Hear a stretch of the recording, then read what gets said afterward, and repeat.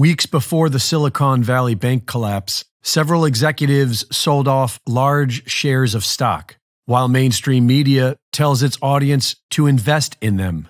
On March 9th, the day before the collapse, Israel's two largest banks pulled up to $1 billion out of SVB, while Peter Thiel's Founders Fund withdrew millions and advised their clients to do the same. The next day, there was a run on the bank, and Silicon Valley Bank collapsed. Is this evidence of a controlled demolition or a hasty one?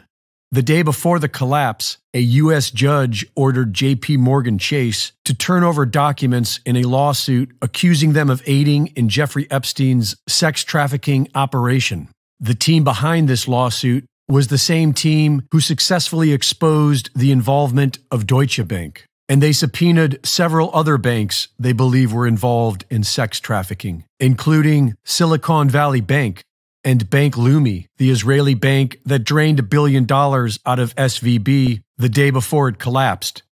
Whatever the reason, the U.S. government's response threatens to collapse the world economy. The FDIC insures up to $250,000 for each depositor, but now they are going to cover all depositor losses. And they don't have enough to cover the $175 billion of SVB losses, let alone the trillions of dollars to be lost on the near horizon as banks across the world begin to break. The systemic risk among GSIBs, global systemically important banks, is that they are so deeply connected that when one falls, they will all follow. Much of the world's economy is already collapsing due to the actions of the U.S. government and the Federal Reserve banking system. And much of the world has been preparing for the end of the U.S. dollar as a world reserve currency.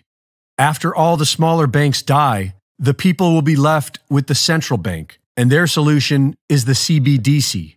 Cbdc stands for Central Bank Digital Currency. With Cbdc, there are no more options. Everyone's account is run directly through the central bank system. As the financial system gets more controlling and more invasive, it's a little bit like bringing up a corral around us.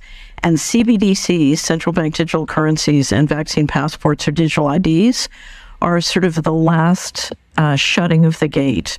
It's hard for many people to imagine the risks here because we're so used to living with financial transaction freedom. And we don't understand that when this gate closes on us, we literally will be sitting in a system where the central banks believe that our assets belong to them and they can dictate where we can spend money and what we can spend money on. If you don't behave, you can have your money turned off. There are 12 Federal Reserve banks, which are located in cities being considered for the 15-minute city model of the World Economic Forum. This is where it's all headed, and there isn't much pushback in the federal government. Utah Senator Mike Lee introduced the No CBDC Act last September, which will likely go nowhere. But we, the people, have much more sway over our local governments. An Oklahoma House committee unanimously passed a bill to protect Oklahomans from being forced to adopt a CBDC.